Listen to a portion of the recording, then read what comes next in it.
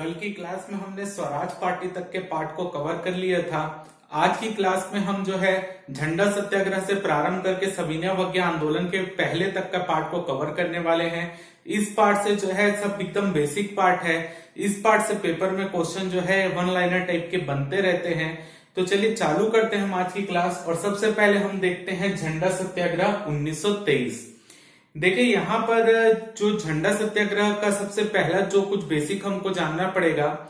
सबसे पहले क्या होता है 1923 के आसपास जो है ये कांग्रेस ये तय करती है कि जिस तरीके से हम जुलूस लेकर निकलते हैं तो हमारे पास कुछ ना कुछ कांग्रेस के प्रतीक चिन्ह के रूप में कुछ ना कुछ होना चाहिए। तो वो ये डिसाइड करते हैं कि क्यों ना हम एक जो है चरखा युक्त जो है कांग्रेस का झंडा बनाए, क्योंकि चरखा जो है पहले असहयोग आंदोलन में खादी वस्त्रों के प्रचार में चरखा एक प्रमुख रूप से एक चिन्ह के रूप में उभर सकता था, क्योंकि उनका असहयोग आंदोलन के दौरान चरखे का प्रयोग एक प्रमुख कार्यक्रम था। खादी वस्त्रों का जो पहनना वो एक कार्यक्रम था। तो यहाँ पर जो है कांग्रेस ने क्या किया, एक चरखा युक्त झंडे का निर्माण किया और जितने भी जुलूस निकाले जाने लगे उस झंडे को लेकर ही निकाले जाने लगे। तो सबसे पहले जो है 18 मार्च 1923 को जबलपुर की नगर पालिका भवन पर जो है झंडा फहराया गया। एक्चुअल में जो है झंडा लेकर एक रैली निकाली जाती है। तो अंग्रेजों के द्वारा जो है उस रैली को रोकने का प्रयास किया जाता है, क्योंकि झंडा जो है वो ये मानते हैं कि कांग्रेस का ये झंडा जो ब्रिटेन का यूनियन जैक है, यानी जो ब्रिटेन का झंडा है उसका ये अपमान मानते हैं। और ये झंडा लेकर जो निकालते हैं वो ये मानते हैं कि ये जानबूझकर हमारे यूनियन जैक का अपमान कर रहे हैं। तो इस जुलूस को रोकने का प्रयास किया जाता है, लेकिन ये जुलूस आगे बढ़ता है और जाकर नगर पालिका भवन पर झंडा फहरा देता है। ठीक है, उसके बाद कुछ लोगों की वहां पर गिरफ्तारी होती है। इसके बाद जो है 31 मार्च 1923 को बिलासपुर के टाउन हॉल में झंडा फहराने का कार्यक्रम होता है, उनको भी रोका जाता है। तो इस तरीके से झंडा कार्यक्रम जो है या झंडा सत्याग्रह चलता रहता है, क्योंकि झंडा रोकने के लिए जो अंग्रेजों के द्वारा प्रयास किया जाता है, इसलिए जो झंडा लेकर जुलूस निकल रहा था उसी को झंडा सत्याग्रह का नाम दे दिया गया। क्लियर है। तो इसके बाद यह तय किया जाता है कि नागपुर में जो है, क्योंकि हर जगह गिरफ्तारी हो रही थी, तो नागपुर में एक झंडा लेकर जो है जुलूस निकाला जाएगा जिसका नेतृत्व जमनालाल बजाज करेंगे। तो तय किया गया कि जून 1923 में जो है झंडा सत्याग्रह नागपुर में होगा और झंडा लेकर एक जुलूस निकाला जाएगा। तो अगर पेपर में क्वेश्चन आता है कि छत्तीसगढ़ की कौन सी जगह इस झंडा सत्याग्रह में सबसे ज्यादा योगदान दिए थे, तो वो थी धमतरी। पेपर में आया हुआ भी लगभग मेरे हिसाब से क्वेश्चन है। तो धमतरी जो है वो झंडा सत्याग्रह में सबसे सक्रिय भाग लेने के वाले लोग जो थे वो धमतरी के रहने वाले थे। ठीक है, तो धमतरी से जो है लगभग 100 स्वयंसेवक यानी 100 लोग जो है जो कांग्रेस में शामिल थे, 100 लोग जो है इस झंडा सत्याग्रह का नेतृत्व करने या झंडा सत्याग्रह में भाग लेने के लिए नागपुर जाने की रणनीति बनाते हैं। तो ब्रिटिश सरकार को जैसे ही पता चलता है कि जो सत्याग्रही हैं वो नागपुर जाने का प्रयास कर रहे हैं, तो ऐसा नहीं कि दुर्ग, रायपुर, बिलासपुर के भी सत्याग्रही गए थे, लेकिन धमतरी, क्योंकि धमतरी से सबसे ज्यादा सत्याग्रही गए हैं, इसलिए धमतरी का नाम उभर के सामने आता है। तो यहाँ पर ब्रिटिश सरकार को जैसे ही पता चलता है कि सत्याग्रही जो है वो नागपुर जाना चाह रहे हैं, तो नागपुर जाने के लिए उनको ट्रेन लगेगी। तो रायपुर से ही ट्रेन जाती थी नागपुर के लिए। तो ये जैसे ही ये सत्याग्रही धमतरी से निकलते हैं रायपुर के लिए, तो इन सत्याग्रहियों को पकड़कर पुलिस के द्वारा घने जंगलों में छोड़कर आ जाया जाता था। सत्याग्रही वापस आते थे, फिर जाने का प्रयास करते थे, तो फिर जंगल में ले जाते थे उनको ब्रिटिश सरकार और जंगलों में छोड़कर आ जाती थी। तब जो है ये सत्याग्रही जो है सुंदरलाल शर्मा इन सत्याग्रहियों को बोलते हैं कि आप जो है रायपुर से जो है नागपुर ट्रेन में ना जाए, आप जो है डोंगरगढ़ तक की यात्रा जो है पद यात्रा कीजिए और डोंगरगढ़ से जो है ट्रेन में बैठकर आप नागपुर चले जाए। तो इन सत्याग्रहियों को जो है नागपुर जाने की जो ट्रेनिंग है वो सबसे पहले जो है मुख्य रूप से नारायणराव मेघावले दिया करते थे कि वहां पर आपको सत्याग्रह में किस तरीके से भाग लेना है। नारायणराव मेघावले के हाथ से होकर ये सत्याग्रही सुंदरलाल शर्मा के पास जाते थे। सुंदरलाल शर्मा फिर इनको बताते थे कि किस तरीके से आपको जो है सत्याग्रह में भाग लेना है, कैसे सक्रिय भूमिका निभाना है। फिर यहां से सुंदरलाल शर्मा इन सत्याग्रहियों को वामनराव लाखे के यहाँ भेजते थे।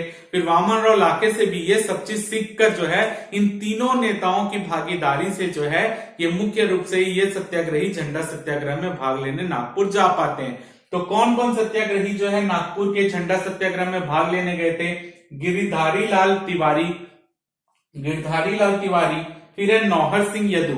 नौहर सिंह यदु इसलिए आपके लिए इंपॉर्टेंट बनते हैं क्योंकि ये जो है राष्ट्रीय विद्यालय के छात्र थे। उस समय जो धमतरी में राष्ट्रीय विद्यालय बना था उसके छात्र थे। तो गिरधारी लाल तिवारी, नौहर सिंह यदु, श्यामलाल सोम, पंचम सिंह, विश्वंभर पटेल, कन्हैया लाल ताम्रकार, शोभाराम, कल्याण सिंह, और भी नाम मिलते हैं, अवध सिंह गोंड, ये सब और भी नाम है, लेकिन कुछ नाम हमने बता दिया। गिरधारी लाल तिवारी, नौहर सिंह यदु, श्यामलाल सोम, पंचम सिंह, विश्वंभर पटेल, कन्हैया लाल ताम्रकार, शोभाराम और कल्याण सिंह, ये जो थे कुछ ऐसे नेता जो कि धमतरी से गए थे भाग लेने के लिए वहां पर, ठीक है, नागपुर में। कुछ लोग जो है जब बिलासपुर के टाउन हॉल में झंडा फहराया गया था तो इनमें से ही कुछ लोग बिलासपुर भी गए थे पहले, ठीक है। तो ये सब जो है ये जाते हैं झंडा सत्याग्रह में भाग लेने। तो जब नागपुर में झंडा सत्याग्रह के दौरान जमनालाल बजाज के नेतृत्व में जुलूस निकलता है तो सबको, अधिकतर लोगों को वहां पर गिरफ्तार कर लिया जाता है जो जुलूस में रहते हैं।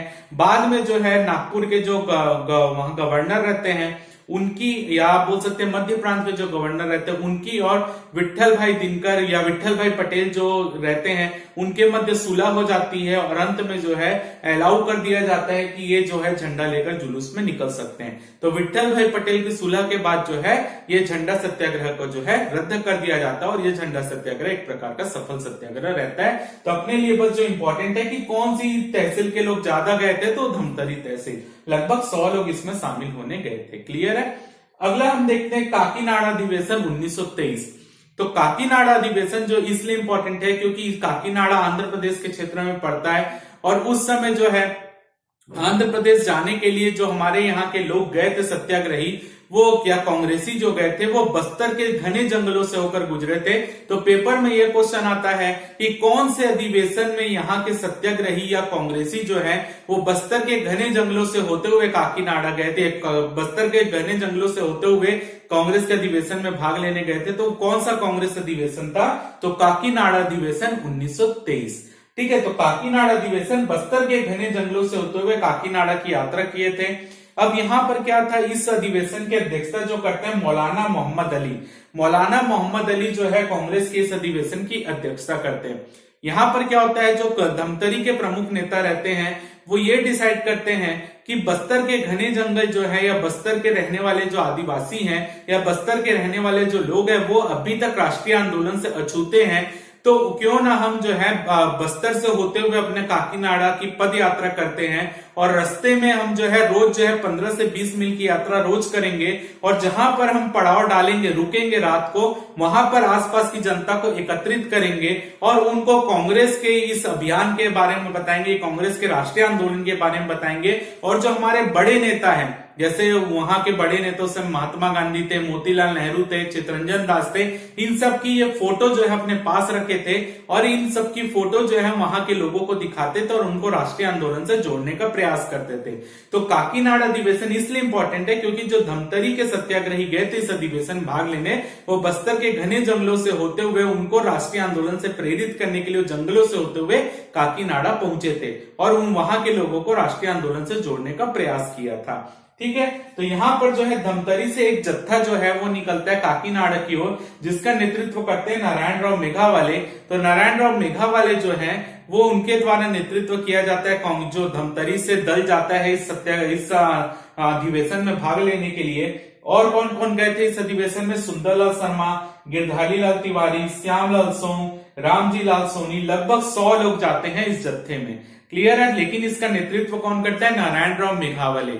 ठीक है, और उसके बाद सुंदरलाल शर्मा भी है, गिरधारी लाल तिवारी भी है, श्यामलाल सोम भी है, रामजी लाल सोनी भी, और लगभग 100 लोग जाते हैं इस जत्थे में इस अधिवेशन में भाग लेने के लिए। इस अधिवेशन में ये एक महत्वपूर्ण मुद्दा उठता है क्योंकि यहाँ पर अध्यक्षता करते रहते हैं मौलाना मोहम्मद अली।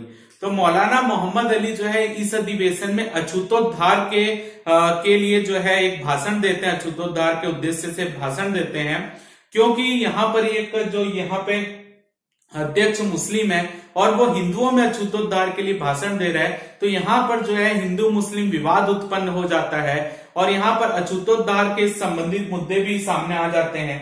तो यहाँ पर जो है मुख्य रूप से जो है अछूतोद्धार का मुद्दा इसमें उठता है। उसके बाद जो है क्योंकि मुस्लिम के द्वारा हिंदुओं में अछूतोद्धार का मुद्दा उठाया जा रहा है तो हिंदू मुस्लिम दंगे पूरे भारत में चालू हो जाते हैं।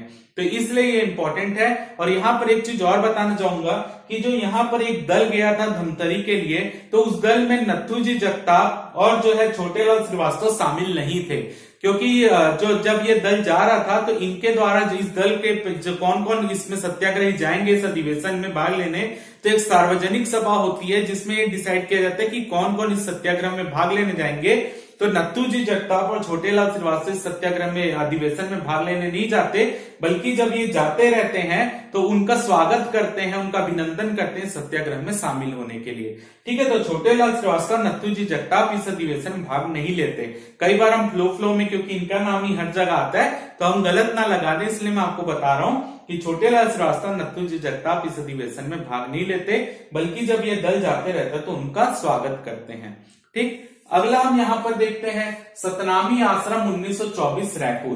देखिए जैसे यहाँ पर अछूतोद्धार का मुद्दा उठता है, अछूतोद्धार का मुद्दा उठता है तो संपूर्ण देश में हिंदू मुस्लिम दंगे होने लगते हैं। और जो मुस्लिमों के द्वारा क्या किया जाता है कि जो हिंदू रहते हैं जिनको अछूत माना जा रहा था उस समय, उनका धर्मांतरण कराकर मुस्लिम बनाया जा रहा था। ठीक है, इस अधिवेशन के बाद पूरे देश में हिंदू मुस्लिम दंगे चालू होते हैं। ठीक है, तो यहाँ पर जो है क्योंकि हिंदुओं को अछूत मानकर, जो उनके किसी कुछ वर्ण को अछूत मानकर उनका मुस्लिम में धर्मांतरण कराने का प्रयास चल रहे थे, तो इसके एवज में क्या करते हैं हिंदू मुस्लिम जब दंगे प्रारंभ होते हैं तो गांधी जी 21 दिन का उपवास रखते हैं इस दंगे के विरोध में। अब यहाँ पर क्या होता है कि अब ये अछूत जिनको बोला जा रहा है, जिनका धर्मांतरण कराने का प्रयास किया जा रहा है, तो पंडित सुंदरलाल शर्मा के द्वारा क्या किया जाता है, उनका जो है उनको जो है एक सम्मान पूर्वक स्थान दिलाने के लिए जो है सतनामी आश्रम की स्थापना की जाती है 1924 को रायपुर में।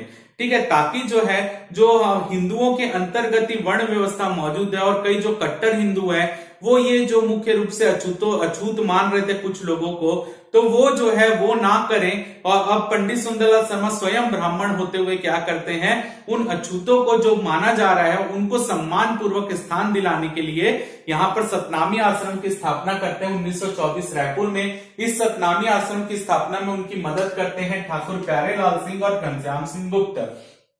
तो घनश्याम सिंह गुप्त, ठाकुर प्यारेलाल सिंह और पंडित सुंदरलाल शर्मा, इनके द्वारा मुख्य रूप से पंडित सुंदरलाल शर्मा सतनामी आश्रम की स्थापना करते हैं, लेकिन मदद करते हैं ठाकुर प्यारेलाल सिंह और घनश्याम सिंह गुप्त। पेपर में एक क्वेश्चन और आता है, कौन से नेता छत्तीसगढ़ के आर्य समाज से संबंधित थे? तो आपको यहीं पे बता दूं कि घनश्याम सिंह गुप्त जो थे वो आर्य समाज से संबंधित थे।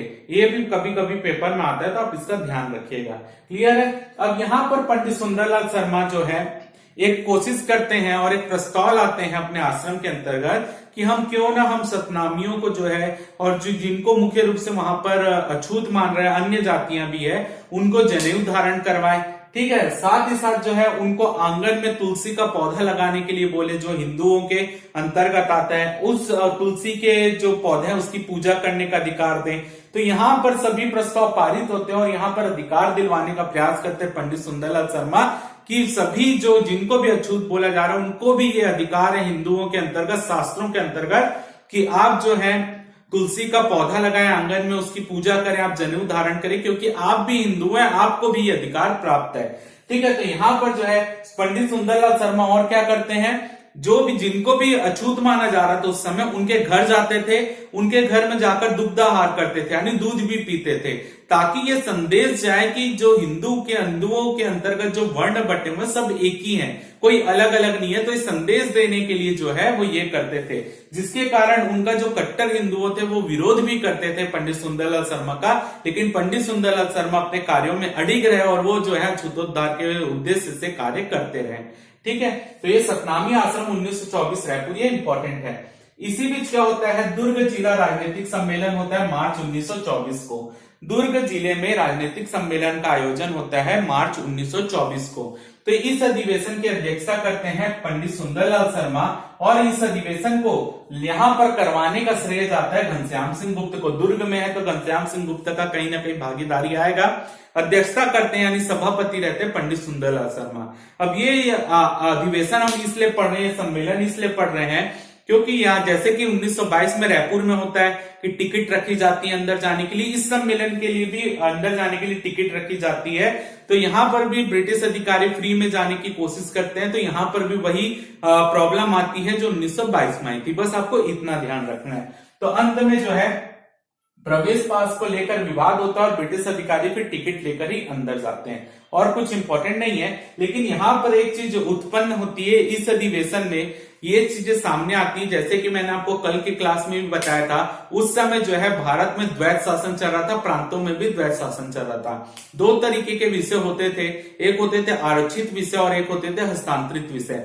आरक्षित विषय वे होते थे जिसमें ऐसे विषय जो कि प्रमुख होते थे और जिस पर निर्णय लेने का अधिकार केवल गवर्नर का होता था, वो आरक्षित विषय थे।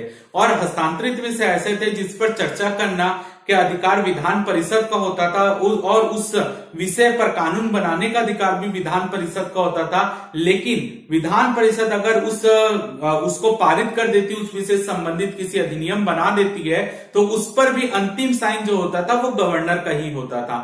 यानी जो मेन सब्जेक्ट होते थे वो गवर्नर के हाथ में थे, जिस पर कानून बनाने का अधिकार गवर्नर का था। कुछ जो विषय थे, जो जैसे कि शिक्षा का विषय, स्थानीय स्वशासन का विषय, इस पर कानून बनाने का अधिकार विधानमंडल को दिया गया था, और विधानमंडल भी अगर कानून बना देती थी तो अंतिम रूप से साइन तब भी गवर्नर ही का होता था। जब तक गवर्नर साइन नहीं करता था वो अधिनियम बनता नहीं था। तो यहाँ पर द्वैत शासन चल रहा था, तो ये अंग्रेजों की एक गलत नीति थी। तो यहाँ पर इस अधिवेशन में ये द्वैत शासन के ऊपर चर्चा होती है, और इस चर्चा पर जो है एक व्यक्ति उपस्थित रहते हैं जिनका नाम रहता है शेख मुंतसिमुद्दीन। शेख मुंतसिमुद्दीन भी इस अधिवेशन सम्मेलन में भाग लेते रहते हैं। ठीक है, तो ये अधिवेशन के बाद जो रहते हैं शेख मुंतसिमुद्दीन जो रहते हैं, वो अंग्रेजों की जो नीतियां हैं द्वैत शासन की, उससे काफी ज्यादा उनका क्रोध में आ जाते हैं कि ये गलत नीति चल रही है, और इस नीति के विरोध में वो क्या करते हैं, रायपुर की क्रांतिकारी घटना जिसको बोलते हैं 1924 में, कि यहां से जो है इस अधिवेशन के कुछ दिन बाद जो जाते हैं शेख मुंतसिमुद्दीन, जो दुर्ग के रहने वाले थे, रायपुर में जाते हैं, और जो रायपुर का जिला न्यायालय रहता है वहां पर जॉर्ज पंचम की मूर्ति लगी रहती है। जॉर्ज पंचम वही है जो बंगाल विभाजन रद्द करने के लिए आए थे, इंग्लैंड के राजा थे। तो ये जो जॉर्ज पंचम की मूर्ति लगे रहती है, शेख मुंतसिमुद्दीन वहां पर जाते हैं और जॉर्ज पंचम की जो मूर्ति है उसमें कालिक पोत देते हैं, और साथ ही साथ उस मूर्ति पर जूते की माला पहनाते हैं। ठीक है, तो ये भी एक घटना है शेख मुंतसिमुद्दीन जो कि दुर्ग के थे, और रायपुर में जाकर वो इस घटना को अंजाम देते हैं। आपको याद रखना है। अगला जो होता है, जैसे कि मैंने बताया कि ये काकीनाडा अधिवेशन के बाद जो है हिंदू मुस्लिम दंगे होते हैं, तो छत्तीसगढ़ भी उससे छूता नहीं रहता है। हिंदू मुस्लिम दंगे छत्तीसगढ़ में भी होते हैं। एक्चुअल में क्या होता है, भोजली का समय रहता है, और भोजली के समय हिंदुओं के द्वारा एक जुलूस निकाला जाता था, और उस जुलूस में जो है ढोल बाजे के साथ उस जुलूस को निकाला जाता था। तो यहाँ पर जो है मुस्लिम ये मांग रखते हैं कि जब ये जुलूस जो है मस्जिदों के सामने से जाएगा, तो आपको जो है मुख्य रूप से जो ढोल बाजे हैं वो नहीं बजाना है। ठीक, और हिंदू बोलते हैं कि नहीं, हम जो है भोजली के जुलूस जब निकालेंगे तो हम मस्जिद के सामने से भी निकलेंगे, तब भी ढोल बाजे बजाएंगे। तो यहाँ पर विवाद की स्थिति उत्पन्न हो जाती है, और विवाद की स्थिति ये होती है कि यहाँ पर जो है धमतरी के जितने मुस्लिम रहते हैं मस्जिद में आके इकट्ठा हो जाते हैं, और जितने हिंदू रहते हैं जुलूस में आके इकट्ठा होने का प्रयास करते हैं। तो यहाँ पर हिंदू मुस्लिम दंगे हो सकते थे। तो नारायण राव मेघावले के यहाँ जो है मीटिंग होती है, लेकिन उस मीटिंग में कुछ भी निर्णय नहीं निकाला पाते कि कैसे इस दंगे को शांत कराया जा सकता है। फिर अंत में पंडित सुंदरलाल शर्मा जो है वो नत्थूजी जगताप के यहाँ एक मीटिंग बुलाते हैं, और उसमें हिंदुओं के भी, हिंदू जो वहां के प्रमुख रहते हैं जो भोजली जुलूस के, उनको अपने पास बुलाते हैं, और जो मुस्लिम रहते हैं उनके भी जो प्रमुख रहते हैं मस्जिदों के, उनको भी वहां पर बुलाते हैं, और उनको समझाने का प्रयास करते हैं मुख्य रूप से हिंदुओं को कि मुस्लिम हमारे छोटे भाई है, हमको ऐसा नहीं करना चाहिए। हम ये कर सकते हैं कि जब आप जो है पूरा जुलूस ढोल बाजे के साथ ही निकालिए, लेकिन जब कोई छोटा मस्जिद आ रहा होगा तो छोटे मस्जिद के 2 कदम पहले जो है आप ढोल बजाना बंद कर दे, और कोई बड़ा मस्जिद आ रहा होगा तो उस मस्जिद के 5 कदम पहले जो है आप ढोल बजाना बंद कर दें। तो इसमें जो है हिंदू पक्ष पक्ष भी सहमत हो जाता है, मुस्लिम पक्ष भी सहमत हो जाता है। तो इसमें जो है हिंदू मुस्लिम का जो मुख्य रूप से समझौता हो जाता है कि अगर हिंदुओं का जो जुलूस आ रहा है तो बड़ा मस्जिद आएगा तो 5 कदम पहले जो है ढोल बजाना बंद कर देंगे, और छोटा मस्जिद आएगा तो 2 कदम पहले जो है ढोल बजाना बंद कर देंगे। तो हिंदू मुस्लिम समझौता करा देते हैं पंडित सुंदरलाल शर्मा, और इस तरीके से जो बड़ा दंगा हो सकता था वो पंडित सुंदरलाल शर्मा के द्वारा शांत करवा के या समझौता करवा के उसको खत्म कर दिया जाता है। ठीक है, तो सभी हिंदू मुस्लिम जो है यहाँ पर पंडित सुंदरलाल शर्मा को अभिवादन करते हैं उनका कि आपने हमारा जो भी प्रॉब्लम थी उसको सॉल्व कर दिया। अगला देखते हैं यहाँ पर अस्पृश्यों का मंदिर प्रवेश 1925 रांची। अब ये इंपॉर्टेंट है यहाँ पर क्या होता है, 1924 दिसंबर में कांग्रेस का बेलगांव सम्मेलन होता है, और कांग्रेस का ये इकलौता सम्मेलन है जिसकी अध्यक्षता करते हैं महात्मा गांधी।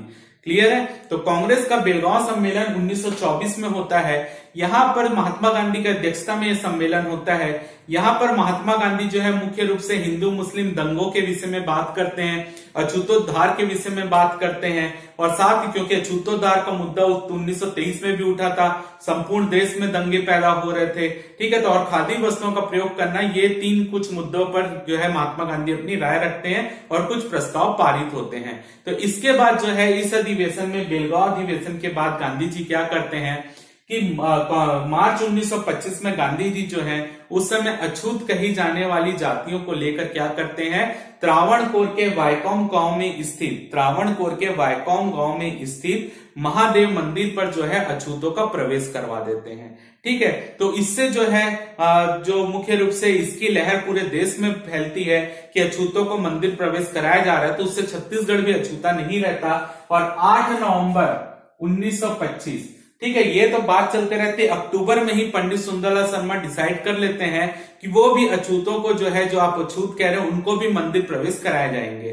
ठीक है, लेकिन 8 नवंबर 1925 को जो है अछूतोद्धार हिंदू सभा का सम्मेलन होता है। अछूतोद्धार हिंदू सभा एक संगठन रहता है, उसका सम्मेलन रांची में आयोजित किया जाता है 8 नवंबर 1925 को। इंपॉर्टेंट है, अछूतोद्धार हिंदू सभा सम्मेलन रांची में होता है, जिसकी अध्यक्षता करते हैं नारायणराव मेघावले।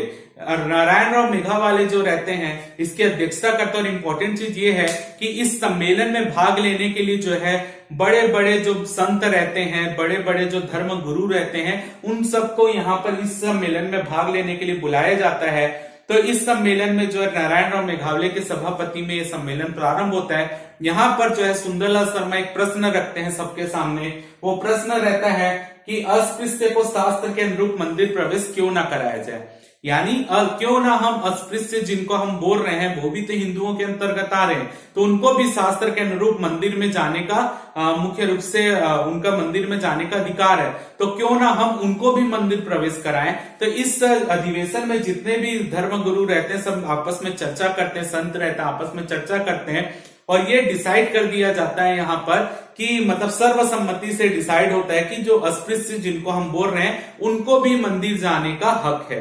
तो ये जो जैसे ये प्रस्ताव यहाँ पर पारित होता है, तो प्रस्ताव में जो है सभी जो प्रमुख संत धर्मगुरु रहते हैं उनके हस्ताक्षर करवाए जाते हैं, जिसमें मुख्य रूप से महंत लक्ष्मी नारायण दास हस्ताक्षर करते हैं, पंडित चंद्रकांत दास हस्ताक्षर करते हैं, पंडित युक्ता दत्त हस्ताक्षर करते हैं, और पंडित कमलाकांत। तो ये कुछ जो धर्मगुरु महंत रहते हैं वहां पर वो इस प्रस्ताव में हस्ताक्षर करते हैं। तो पंडित सुंदरलाल शर्मा जैसे ये प्रस्ताव पारित होता है, तो जो राजीव लोचन ट्रस्ट कमेटी रहती है, राजीव लोचन ट्रस्ट कमेटी को एक पत्र लिख देते हैं कि हम 15 दिनों के भीतर जो है राजीव लोचन मंदिर में जो है जिसको आप अस्पृश्य बोल रहे हैं हम उनका मंदिर प्रवेश करवाएंगे। ये लेटर लिख देते हैं राजीव लोचन ट्रस्ट कमेटी को। ठीक है, लेकिन यहाँ पर क्या होता है कि जो राजीव लोचन ट्रस्ट कमेटी में जो है बहुत सारे कट्टरवादी हिंदू मौजूद रहते हैं, वो जो रहते हैं इस राजीव लोचन मंदिर में प्रवेश करवाना अस्पृश्यों का उसके खिलाफ रहते हैं, और वो तुरंत वहां पर जो है बंदूकधारी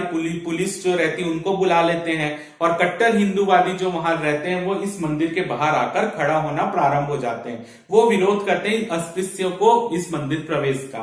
तो 23 नवंबर 1925 दिन याद रखे, डेट कभी भी पेपर में पूछी जा सकती है। 23 नवंबर 1925 को लगभग 1500 अस्पृश्य लोगों का एक जुलूस निकाला जाता है पंडित सुंदरलाल शर्मा और नारायणराव मेघावाले के नेतृत्व में। तो यहाँ पर जब ये जुलूस निकलता है तो यहाँ पर ये जुलूस जैसे ही का प्रवेश कहाँ कराना था, राजीव लोचन मंदिर में। तो ये जुलूस में जो अस्पृश्य जाति के जो भी लोग थे वो क्या कर रहे थे कि अपने साथ वो राजीव लोचन भगवान को चढ़ाने के लिए जो है 12 तोले का स्वर्ण मुकुट बनाए थे, यानी स्वर्ण मुकुट अपने साथ लेकर चल रहे थे 12 तोले का, कि वो चढ़ाएंगे किसमें, राजीव लोचन मंदिर में। तो यहां पर जैसे ये जुलूस जो है राजीव लोचन मंदिर पहुंचता है तो पंडित सुंदरलाल शर्मा ये देखते हैं कि वो सामने जो है बंदूकधारी पुलिस वाले खड़े हैं, कट्टर हिंदूवादी नेता खड़े हैं। तो वो आपस में कुछ उनमें मतभेद होने लगता है। वो बोलते हैं कि हमको यहाँ जाने दें, लेकिन वो मना करते हैं। तो स्थिति को संभालते हुए जो पंडित सुंदरलाल शर्मा है वो ये डिसाइड करते हैं कि मंदिर के सामने ही जो है रामचंद्र का मंदिर है, वहां पर हम क्यों ना इन अस्पृश्य लोगों को जो बोल रहे हैं उनको प्रवेश वहां पर करवाएं। तो ये जो है पंडित सुंदरलाल शर्मा जुलूस को मोड़ते हैं और रामचंद्र मंदिर की ओर ले जाते हैं, राजीव में ही, राजीव लोचन मंदिर के सामने ही। तो इस रामचंद्र मंदिर में जैसे ही देखते हैं, जो रामचंद्र मंदिर के पंडित रहते हैं, देखते हैं कि पंडित सुंदरलाल शर्मा एक जुलूस लेकर आ रहे हैं। वो पंडित जो है रामचंद्र मंदिर का दरवाजा खोल देते हैं और जितने भी अस्पृश्य लोग माने जा रहे थे उस समय वो जो है मंदिर प्रवेश कर लेते हैं। तो ये जो है राजीव लोचन मंदिर में प्रवेश नहीं होता है, रामचंद्र मंदिर में प्रवेश होता है। और जो 12 तोले का मुकुट रहता है वो जो है वहां पे श्री राम को चढ़ाया जाता है। ठीक है, तो यहां पर जो है बाद में क्या होता है, मंदिर प्रवेश तो हो जाता है, लेकिन बाद में आगे चलकर जो मंदिर के पंडित रहते हैं उनको दंडित किया जाता है कि आप किस तरीके से अस्पृश्य लोगों को वहां पर अंदर जाने दिए थे। और यहाँ पर जो कट्टर हिंदूवादी नेता थे वो जो है पंडित सुंदरलाल शर्मा को जो है सतनामी ब्राह्मण करके उस समय संबोधित किया करते थे। लेकिन पंडित सुंदरलाल शर्मा कभी भी अपने इरादों से वहां पे डरे नहीं, इरादों में जो है वो अडिग रहे और अंत में भी जो है वो अछूतोद्धार के विषय में काम करते रहे अपने जीवन के अंत तक। अगला हम देखते हैं अर्जुंदा में हरिजन उद्धार। दुर्ग के अंतर्गत अर्जुंदा आता है, वहां पर भी हरिजन उद्धार का कार्यक्रम किया गया था 1925 में। एक्चुअल यहाँ पर क्या था, अर्जुंदा जो जगह थी वहां पर जो है जो उस समय अस्पृश्य जो लोग माने जा रहे थे उनके बच्चों को स्कूलों में प्रवेश नहीं करने देते थे वहां के कट्टरवादी हिंदू जो थे, और उन लोगों को जो है गांव के कुओं से, सार्वजनिक कुओं से भी पानी लाने नहीं देते थे। तो ये काफी ज्यादा यहाँ पर जो है दंगे की स्थिति उत्पन्न हो रही थी। तो पंडित सुंदरलाल शर्मा, ठाकुर प्यारेलाल सिंह और छबीराम चौबे, इनके नेतृत्व में जो है यहाँ पर ये सभी जो है ये अर्जुंदा जाते हैं और इस प्रॉब्लम को सॉल्व कराते हैं। और जो है मुख्य रूप से उनको फिर कुओं से पानी लेने भी दिया जाता है, उनके बच्चों को पढ़ने भी दिया जाता है। तो अर्जुंदा में भी जो है दुर्ग में हरिजन उद्धार के संबंधित 1925 में काम हुआ था, जिसमें ठाकुर प्यारेलाल सिंह, सुंदरलाल शर्मा और छबीराम चौबे का नाम प्रमुख है। अब जो है ठाकुर प्यारेलाल सिंह, जब हम मजदूर आंदोलन पढ़ेंगे तो हम देखेंगे द्वितीय मजदूर आंदोलन के बाद ठाकुर प्यारेलाल सिंह को जो है राजनांदगांव रियासत से निकाल दिया जाता है। फिर वो रायपुर चले जाते हैं और रायपुर में ही अपना जीवन यापन करते हैं। तो इसी अवसर पर जो है यहाँ पर 2 से 3 जून 1925 ठाकुर प्यारेलाल सिंह वापस छात्रों को इकट्ठा करने का प्रयास करते हैं और उनका उद्देश्य ये रहता है कि हम ये छात्रों को जो है राष्ट्रीय आंदोलन में भाग लेने के लिए प्रेरित करें और उनको राष्ट्रीय आंदोलन किस तरीके से करना है उसको समझाएं, ताकि ये आने वाले भविष्य में जो भी राष्ट्रीय आंदोलन होंगे उसमें हिस्सा ले सके।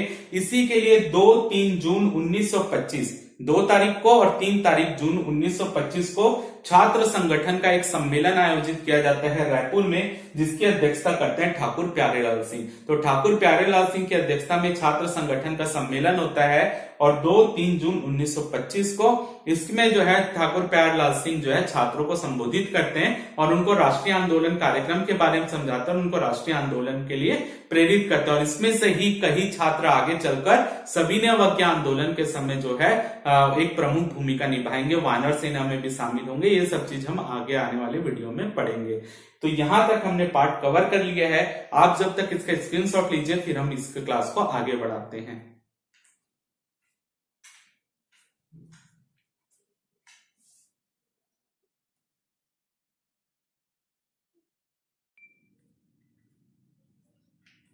अब हम आगे बढ़ते हैं और रायपुर जिला काउंसिल के बारे में देखते हैं। जो रायपुर जिला काउंसिल थी 1927 से लेकर 1937 तक जो है पंडित रविशंकर शुक्ल ही उसके अध्यक्ष रहते हैं, लेकिन बीच में वो स्थगित कर दी जाती है। तो हम जो है 1927 से 1930 के कार्यकाल के बीच में जो है क्या क्या रायपुर जिला काउंसिल के विषय में महत्वपूर्ण चीजें हैं वो पार्ट हम कवर करेंगे। और साथ ही साथ साइमन कमीशन जब भारत आया था तो उसका क्या क्या घटनाएं भारत में घटित हुई थी वो वाली पार्ट हम अभी कवर करने वाले हैं। उसके बाद जो बचेगा सविनय अवज्ञा आंदोलन वो हम कल की क्लास में कवर करेंगे। तो रायपुर जिला काउंसिल 1927 से 1930 जिसके अध्यक्ष थे पंडित रविशंकर शुक्ल। तो पंडित रविशंकर शुक्ल जब रायपुर जिला काउंसिल के अध्यक्ष बनते हैं तो जितने भी वहां पर स्कूल चलते रहते हैं, चाहे वो राष्ट्रीय विद्यालय हो या सरकारी स्कूल हो, वो सभी को नियंत्रित करने का काम रायपुर जिला काउंसिल का ही होता है। जैसे कि मैंने बताया था, शिक्षा एक ऐसा विषय था जो कि आता था हस्तांतरित विषय के अंतर्गत। तो हस्तांतरित विषय आ रहा है तो शिक्षा उस समय उतना महत्वपूर्ण विषय नहीं माना जा रहा था अंग्रेजों के द्वारा, तो उस पर निर्णय लेने का अधिकार जो था वो जिला काउंसिल को दे दिया गया था। तो यहाँ पर जो रायपुर जिला काउंसिल के अंतर्गत ही जितने विद्यालय आते थे, चाहे वो राष्ट्रीय विद्यालय हो या कोई सरकारी स्कूल हो, वहां पर जो है पंडित रविशंकर शुक्ल के द्वारा जो स्कूलों में शिक्षक पढ़ाने आते थे, उन शिक्षकों को बुलाकर पंडित रविशंकर शुक्ल द्वारा जो है जिला काउंसिल के कार्यालय में एक मीटिंग ली जाती थी और शिक्षकों को ये बोला जाता था कि आप जो है छात्रों को जो है प्रोत्साहित करें कि वो जो है राष्ट्रीय आंदोलन से जुड़े और आप स्वयं जो है राष्ट्रीय आंदोलन चल रहा है उसमें भी आप भी स्वयं हिस्सा लें और उनको जो है कैसे सत्याग्रह करना है, कैसे आंदोलन करना है, सबके बारे में सिखाया जाता था रायपुर जिला काउंसिल में शिक्षकों को। क्लियर है? तो यहाँ पर जो है जब इसकी सूचना जो है रायपुर के जिलाधीश को लगती है तो समय समय पर वो लेटर लिखते रहते हैं रायपुर जिला काउंसिल के अध्यक्ष रविशंकर शुक्ल को कि आप ये सब बंद कीजिए। तो एक महत्वपूर्ण घटना जो इस समय होती है कि जो यहाँ पर जो है एक सभी शालाओं के लिए जो होता है एक निरीक्षक का पद होता था, ठीक है, कि जो शाला का समय समय पर आकर निरीक्षक करता था, ठीक है, यानी निरीक्षण करता था और अपनी रिपोर्ट तैयार करता था। तो यहाँ पर जो है इन निरीक्षकों की नियुक्ति का अधिकार जो था, जो शाला के निरीक्षण का कार्य करते थे, वो अंग्रेजों को प्राप्त है, यानी जिलाधीश को प्राप्त था। लेकिन क्या हुआ, जब पंडित रविशंकर शुक्ल अध्यक्ष बनते हैं तो वो क्या करते हैं, जो शालाओं के निरीक्षक आते थे वहां पर शाला का निरीक्षण करने, उसकी नियुक्ति पंडित रविशंकर शुक्ल स्वयं कर देते हैं। ठीक है, तो ये सूचना जैसी जिलाधीश को लगती, जिलाधीश जो रहते हैं पंडित रविशंकर शुक्ल को लेटर लिखते हैं कि जो शाला निरीक्षक का पद है उस पर नियुक्ति करने का अधिकार केवल जिलाधीश को है, ना कि जिला काउंसिल को। तो वो जिसको आपने वहां पर नियुक्त किया हम उसको पद से हटाते हैं। तो पंडित रविशंकर शुक्ल इसकी प्रतिक्रिया में क्या करते हैं कि वो बोलते हैं कि चलो शाला निरीक्षक का पद आप नियुक्त कर रहे हो, पद में नियुक्ति का अधिकार आपको है, हम क्या करते हैं कि उस पद का नाम ही बदल देते हैं और उसकी नियुक्ति का अधिकार जिला काउंसिल को दे देते हैं।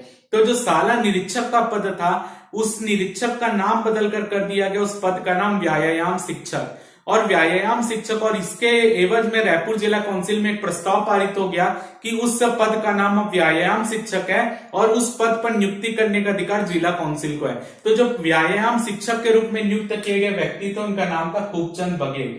तो जो व्यायाम शिक्षक बनकर आए उस विद्यालयों के निरीक्षण के लिए, उनका नाम था खूबचंद बघेल। क्लियर है? तो व्यायाम शिक्षक क्या था, जो निरीक्षक का पद था उसी का नाम बदलकर किया गया था व्यायाम शिक्षक, और खूबचंद बघेल जो है व्यायाम शिक्षक बनाए गए थे। ठीक है, तो जैसे ही ये पंडित रविशंकर शुक्ल द्वारा ये काम किया जाता है व्यायाम शिक्षक वाला, तो तुरंत जब इसकी सूचना जिलाधीश को लगती है तो जिलाधीश क्या करते हैं, जो रायपुर जिला काउंसिल को जितना भी अनुदान प्राप्त होता था उसका 1/4 अनुदान को काट देते हैं। यानी जिलाधीश के द्वारा जो भी अनुदान दिया जाता था काउंसिल को, उस अनुदान का 1/4 काट देते हैं। तो इसकी प्रतिक्रिया स्वरूप पंडित रविशंकर शुक्ल क्या करते हैं, जो जिला काउंसिल के द्वारा टीका लगाने के लिए, क्योंकि कई जो ब्रिटिश अधिकारी थे, जिलाधीश थे, उसके अधीन काम करने वाले सरकारी कर्मचारी कई तो जो भारतीय थे, हिंदू ही थे, तो वो टीका लगाते थे। तो जो उनको टीका लगाने के लिए जो अनुदान दिया जाता तो जिला काउंसिल की तरफ से दिया जाता था।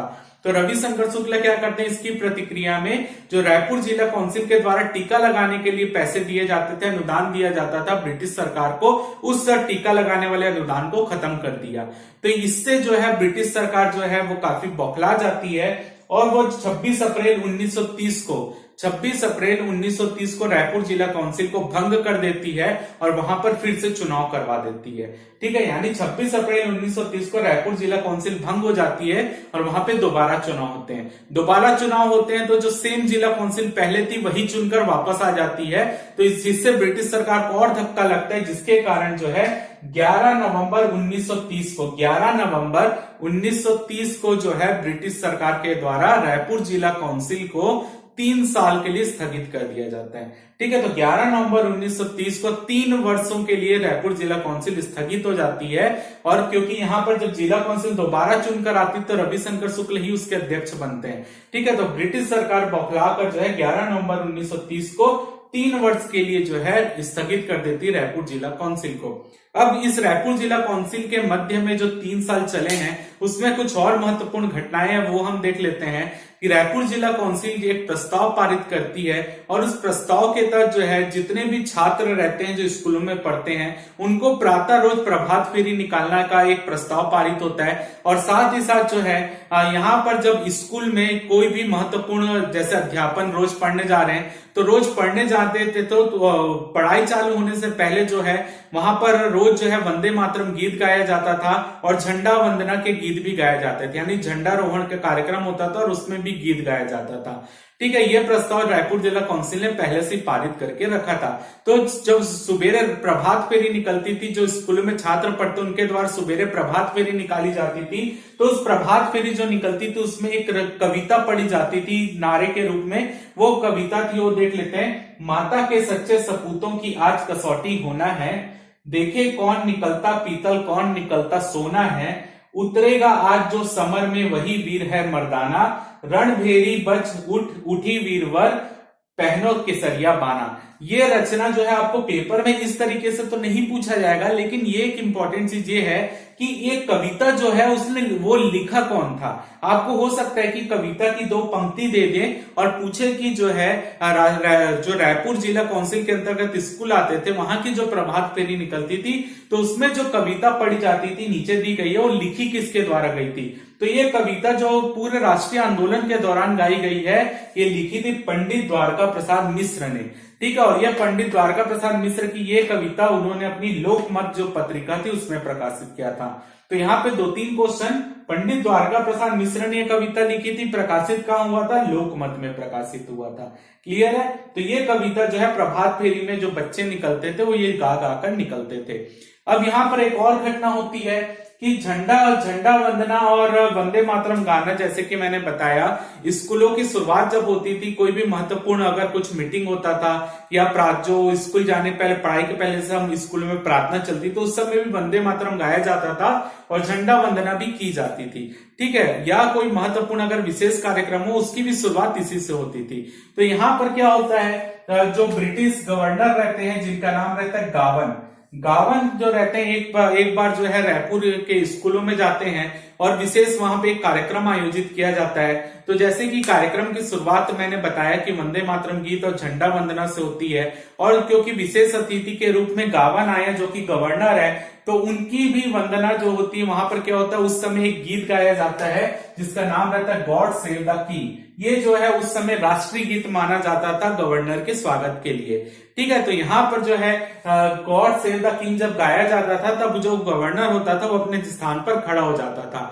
क्योंकि रायपुर जिला काउंसिल में 2 प्रस्ताव पास थे, वंदे मातरम गाना और झंडा वंदना गाना, तो उसमें जो है गॉड सेव द किंग के बाद जो है यहाँ पर ये गायन तो होता ही है। उसके पहले क्या होता है, अनाउंस होता है कि यहाँ पर जो है मुख्य रूप से अब सम्मान में गीत गाए जाएंगे ऐसे करके। तो वहां पर झंडा वंदना और वंदे मातरम गीत गाया जाता है और उस समय क्योंकि पहले अनाउंस होता है कि सम्मान में गीत गाया जाएगा तो जो गावन रहते हैं उनको लगता है कि उनके सम्मान में गॉड सेव द किंग वाला जो राष्ट्रीय गीत है वो गाया जाएगा, तो अपने पद पर स्थान पर खड़े हो जाते हैं। तो पहले जो है वो खड़े हो जाते हैं, उस समय झंडा वंदना चालू हो जाती है तो उनकी स्थिति ऐसी हो जाती है ना तो वो बैठ भी नहीं पाते उस समय। ठीक है, क्योंकि वो खड़े हो चुके थे, अब बीच में राष्ट्रीय गीत चल रहा है तो वो उसके सम्मान में खड़े ही रह जाते हैं। ठीक है, तो पहले झंडा वंदना होती है, फिर वंदे मातरम गायन होता है, फिर ये होता है। तो पूरी घटना के दौरान जो है जो गावन रहते हैं वो खड़े रहते हैं। तो इसके बाद जो है जैसे ये सब कंप्लीट हो जाता है उसके बाद जो है अगले दिन रायपुर जिलाधीश जो रहते हैं वो पत्र लिखते हैं रविशंकर शुक्ल को कि ये घटना जो है काफी अपमानजनित है कि आप जो है वहां पे वंदे मातरम का गायन कर रहे हैं और ये कर रहे हैं, तो ये जो है ब्रिटिश सरकार के अपमान में है। तो पंडित रविशंकर शुक्ल उनको लिखकर भेजते हैं, जब आपके गवर्नर गावन है वो इसके सम्मान में अगर वहां पे खड़े रहे हैं तो आप समझ लीजिए कि वो उनका सम्मान कर रहे हैं, तो आपको भी उनका सम्मान करना ही चाहिए। तो इस तरीके की घटना रायपुर जिला काउंसिल में होती रहती थी। क्लियर है? अब यहाँ पर भंग हो जाती है रायपुर जिला काउंसिल। उसके बाद जब आप संविदा वर्ग आंदोलन पढ़ लेंगे उसके बाद हम रायपुर जिला काउंसिल का बचा पार्ट कंप्लीट करेंगे। अब यहाँ पर देखते हैं साइमन कमीशन और छत्तीसगढ़। ठीक है, साइमन कमीशन क्या होता है? 1919 का जब अधिनियम बनता है मॉन्टेग्यू चैम्सफोर्ड, वो आगे चलकर 1921 में लागू होता है। तो उस अधिनियम का एक पार्ट रहता है कि ब्रिटिश सरकार इस अधिनियम में कुछ सुधार हो सकता है कि यह अधिनियम कैसा वर्क किया है, उसकी जांच करने के लिए 10 साल बाद एक आयोग को भारत भेजेगा और वो आयोग क्या जाकर भारत में देखेगा कि ये जो अधिनियम बनाया गया था सही काम कर रहा है कि नहीं, क्योंकि 1919 का अधिनियम 1921 में लागू हुआ था। तो यहाँ पर जो अगला आयोग बनना था वो 10 साल बाद 1931 में बनना था। लेकिन यहाँ पर 1927 के आसपास ब्रिटेन में जो है उनको पता रहता है कि अगले साल ब्रिटेन में चुनाव होने वाले रहते हैं, और जो वहां की ब्रिटेन की सरकार रहती है उसको यह अनुमान लग जाता है कि हमारी पार्टी हार जाएगी और लेबर पार्टी की सरकार बनेगी। तो इसी के लिए वो क्या करते हैं, जो काम 1931 में होना था वो काम वो 1927 में ही कर देते हैं और एक 7 सदस्यीय आयोग बनाते सर जॉन साइमन के नेतृत्व में, और वो आयोग को भारत भेज देते हैं जो 1919 के अधिनियम है उसमें सुधार से संबंधित प्रावधानों की जांच करने के लिए। तो 1927 में साइमन कमीशन बना दिया जाता है, क्योंकि साइमन कमीशन 7 सदस्यीय और उसमें एक भी सदस्य भारतीय नहीं रखा जाता, इसलिए साइमन कमीशन का विरोध पूरे भारत में होता है। ठीक है, तो साइमन कमीशन की घोषणा होती है कि साइमन कमीशन भारत आएगा। तो यहां पर जो है 20 जनवरी 1928 को मध्य प्रांत की विधान परिषद में ब्रिजलाल बियाणी जो थे वो एक प्रस्ताव प्रस्तुत करते हैं। इस प्रस्ताव में जो है मुख्य रूप से साइमन कमीशन का विरोध किया जाता है और ये प्रस्ताव जो है सर्वसम्मति से वहां पे पारित भी हो जाता है। ठीक है, तो ब्रिजलाल बियाणी जो है ये साइमन कमीशन का से विरोध संबंधित प्रस्ताव वहां पे रखते हैं विधान परिषद में, जो पारित भी हो जाता है। ठीक है, अब यहाँ पर क्या होता है, साइमन कमीशन भारत आता है फरवरी 1928 में। ठीक है, 3 फरवरी 1928 को साइमन कमीशन भारत आता है, बंबई पहुंचता है। अब बंबई में उसको फिर काले झंडे दिखाए जाते हैं, जहां जहां साइमन जाता है वहां वहां काले झंडे दिखाए जाते हैं, साइमन गो बैक के नारे लगाए जाते हैं। ठीक है, जिसके बीच में लाला लाजपत राय की लाठीचार्ज में मृत्यु हो जाती है। तो ठीक है, तो यहां पर जो है उसके बाद साइमन कमीशन वापस चला जाता है और फिर दोबारा नवंबर 1928 में दोबारा भारत आता है। इस समय साइमन कमीशन जब आता है तो उसके साथ जो है शिक्षा के संबंधित शिक्षा के क्षेत्र में सुधार करने के लिए ब्रिटिश सरकार द्वारा एक और आयोग बनाया जाता है जिसको हर्टोग आयोग बोलते हैं, या ठीक है या हार्टोग समिति बोलते हैं। हार्टोग समिति जो है यहाँ पर साइमन कमीशन के साथ ही हार्टोग समिति के प्रमुख भी भारत आते हैं, क्योंकि ये शिक्षा से संबंधित सुधार के लिए समिति बनाई गई थी। तो यहाँ पर जैसे ही ये साइमन कमीशन भारत आता है उसके साथ हार्टोग समिति भी भारत आती है। तो यहाँ पर साइमन जो रहते हैं जॉन साइमन और निर्देश जारी करते हैं कि सभी प्रांतों के जितने भी शिक्षा प्रमुख हैं वो जो है मेरे सामने प्रस्तुत हो, हम जो है शिक्षा के क्षेत्र में से संबंधित प्रावधानों पर चर्चा करेंगे। क्योंकि यहाँ पर हर्टोग समिति भी साइमन के साथ ही आई हुई थी, तो यहाँ पर जो है क्योंकि मध्य प्रांत के उस समय शिक्षा मंत्री कौन थे, ई राघवेंद्र राव थे। ठीक है, जैसे कि मैंने बताया था हस्तांतरित विषय था शिक्षा, तो शिक्षा के मंत्री कौन थे, ई राघवेंद्र राव थे। तो उनको भी साइमन की जो मीटिंग थी उसमें जाना था, लेकिन ये यहाँ पर जो है ई राघवेंद्र राव जो है मना कर देते हैं कि मैं जो है इस मीटिंग में शामिल होने नहीं जाऊंगा। तो आपके लिए इंपॉर्टेंट है, ई राघवेंद्र राव इस मीटिंग में शामिल होने से मना कर देते हैं। क्लियर है?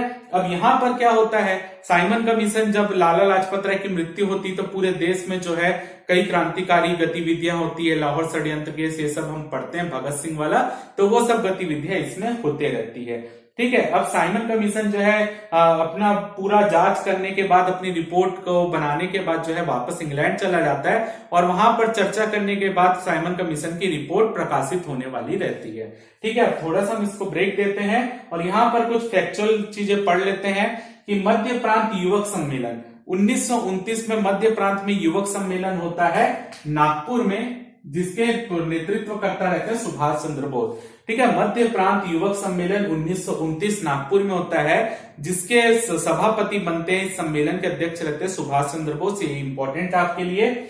इसके अलावा जो है महाकौशल कांग्रेस समिति 1929 में पुनर्गठित होती है। जैसे कि मैंने बताया था, कांग्रेस 3 भाग में बटी हुई थी, महाकौशल, विदर्भ और जो मुख्य रूप से नागपुर वाला। तो महाकौशल कांग्रेस समिति, क्योंकि जब स्वराज दल बनता है तो ये पूरी तरीके से टूट जाती है, तो दोबारा उसको पुनर्गठित किया जाता है महाकौशल कांग्रेस समिति को 1929 में, जिसके अध्यक्ष बनाए जाते हैं सेठ गोविंद दास और मंत्री बनाए जाते हैं द्वारका प्रसाद मिश्र। अध्यक्ष रहते हैं सेठ गोविंद दास, मंत्री रहते हैं द्वारका प्रसाद मिश्र। अब हम वापस आते हैं साइमन कमीशन वाले में। तो जब साइमन कमीशन भारत आता है तो साइमन कमीशन का विरोध होता है। तो यहां पर जो है उस समय भारत के सचिव रहते हैं बर्केनहेड जो है एक घोषणा करते हैं कि भारतीय जो है अपना संविधान बनाने के लिए खुद में स्वयं सक्षम नहीं है। तो जो साइमन कमीशन आया है उसमें भारतीय सदस्य को इसलिए नहीं शामिल किया गया है क्योंकि उनको संविधान बनाने का कोई अनुभव नहीं है और वो स्वयं में सक्षम नहीं है। अगर भारतीय संविधान बनाने में सक्षम है तो अपना एक संविधान बनाकर दिखाए। तो ये जो है इस मतलब जो ये शर्त रखी जाती है कि वो बना के जाए, या बोल लीजिए वहां पर चैलेंज किया जाता है। तो इस चैलेंज को स्वीकार करते हैं कांग्रेस, और कांग्रेस क्या करती है, एक सर्वदलीय सम्मेलन बुलाती है, और सर्वदलीय सम्मेलन में सभी दल के नेता वहां पर मौजूद रहते हैं, और मोतीलाल नेहरू की अध्यक्षता में एक नेहरू समिति बनती है, जो कि संविधान बनाने के लिए ही मतलब बनाई जाती है कि हम अपना संविधान बना सकते हैं। इसमें हर दल के नेता वहां पर मौजूद रहते हैं। तो नेहरू समिति जब बनती है और मोतीलाल नेहरू की अध्यक्षता में, तो वो समिति जो है अपना रिजल्ट सौंपती है कि हमारा संविधान ये होगा। तो उसमें एक पॉइंट रहता है कि जो नेहरू समिति जो है वो डोमिनियन स्टेटस चाहती थी। डोमिनियन स्टेटस यानी हमारे जो ऊपर है वो अंग्रेज ही रहेंगे, लेकिन जो नीचे है हम अपने कार्य करने के लिए पूर्ण स्वतंत्र रहेंगे, हमारे ऊपर अभी भी अंग्रेज ही रहेंगे। तो यहाँ पर जो है जवाहरलाल नेहरू और सुभाष चंद्र बोस जैसे युवा नेता इससे नाराज हो जाते हैं और बोलते हैं कि अगर आपको समिति की रिपोर्ट वैसी अंग्रेजों ने मानना नहीं है, तो आप अगर मांग ही रहे हैं तो डोमिनियन स्टेटस क्यों मांग रहे हैं, आप पूर्ण स्वराज की मांग करो, यानी हमको स्वतंत्रता चाहिए।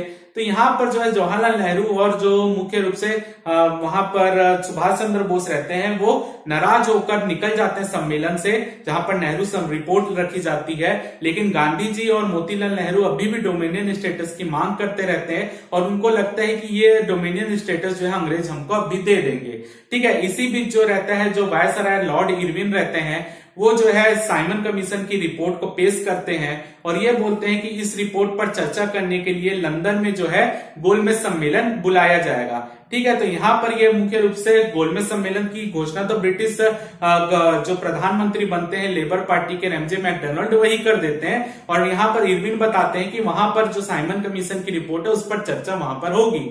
और साथ ही साथ जो रैमजे मैकडोनाल्ड रहते हैं वो इरविन को ये बोलते हैं कि आप भारत में ये बोलिए कि हम जो है आपको जो है डोमिनियन स्टेटस का दर्जा देने के लिए प्रतिबद्ध हैं।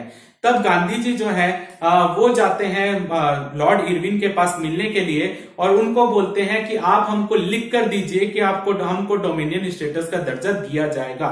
तो अभी मतलब ठीक है, मतलब ऐसा नहीं कि आप अभी बोल रहे हैं कि डोमिनियन स्टेटस का दर्जा मिलेगा और हम वहां चले जाएं और बाद में आप बोले कि डोमिनियन स्टेटस का दर्जा नहीं मिलेगा अभी।